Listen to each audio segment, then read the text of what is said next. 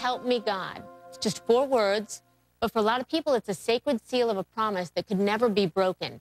Now those words are no longer required as part of the honor oath at the U.S. Air Force Academy. Now, officials just last week made the phrase optional.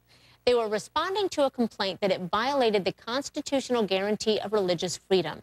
So let's talk about this with Chris Rodda. He's with the Military Religious Freedom Foundation. That's the group that filed the complaint. And Ron Cruz, he's executive director of the Chaplains Alliance for Religious Liberty and a retired Army Reserve chaplain. Gentlemen, so glad to have both of you with us. Thank you.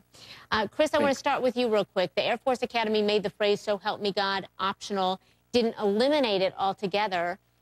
Is that enough for you? No, it's not. The words are still there. They really haven't changed anything. For them to just tell the cadets you don't have to say it is the same. That's what it was before. But they weren't telling the cadets they didn't have to say it, but it's really the same. There's no effect. Okay, Chaplain Cruz, let me ask you. You've said making the phrase, "So help me God," optional, on the other side of this, sends a hostile message to cadets who do believe in God. How do you think this change affects them? Well, we are disappointed in the Air Force once again bowing to a phone call or an email from Mr. Weinstein.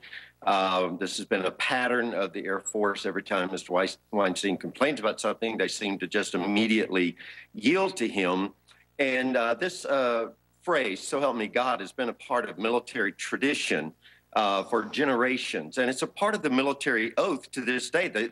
These same Air Force cadets, when they swear allegiance to become an officer in the United States Air Force, they're going to have that phrase again. And it has always been known among military circles that phrase is optional. So I commend the superintendent of the Air Force Academy for not striking this phrase. I believe she did the right thing in saying that this phrase is a part of the oath. It is a part of the oath, but it is optional. If someone is offended by that phrase, they don't have to say it. But for those cadets who come from households of faith, we are grateful that they will be able to continue to solemnize their oath as a cadet by being able to say those 4 words, "So help me God."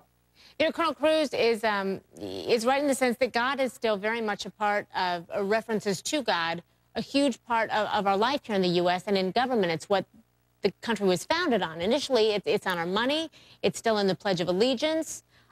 So, you know, does changing the oath at the Air Force Academy, Chris, it's an institution with just 4,000 cadets. Does it change anything for you? It hasn't always been. The original military oaths written by the founders, 1789, did not contain the word "So help me God." That wasn't added for officers till 1862 and for enlisted till 1962. So this stuff about the founders is just dead wrong. Hey, Chris, let me ask you, is it offensive to you because God is a very generalized term, so it's not specific to, you know, Christians, or it's Christian, it's Jewish, it's Muslim. I mean, everybody has not everybody, but some people, most religions have God in them, and this is very generalized. Is that what's so frustrating for you? But there's also a lot of people, not just atheists, but also many Christians who will not take oaths because they obey, I think it's Matthew 5-30 something that says, outright says, do not take oaths, simply say yes or no. And there's a lot of people, religious people. This isn't, we get paid as being an atheist organization. We're not. 96% of our clients are Christians. And so, you know, Mr. Cruz is always calling us an atheist organization, as certain other people do. That is just not the case. And this is also, this is not about an Establishment Clause First Amendment issue. This is about Article 6 of the Constitution, the No Religious Test Clause, which is why all of our oaths, when the founders wrote them, were an oath or affirmation and did not have the words "So help me God." And like I said, these weren't added until much later. Okay, Chaplain Cruz, what is your response? Well, I find it interesting that on the same day that this complaint was filed, in 1781, Congress heard of the American victory at Yorktown, and they immediately processed en masse to a church in Philadelphia to give thanks. That's what our founders did in 1781 when they heard the victory. Congress left the hall that they were meeting in, process together to a church to give thanks. That's the founding of our country. Okay, but these stories of all the founders going en masse to church are not real. These are not true stories. May I speak, Chris? I did not interrupt you.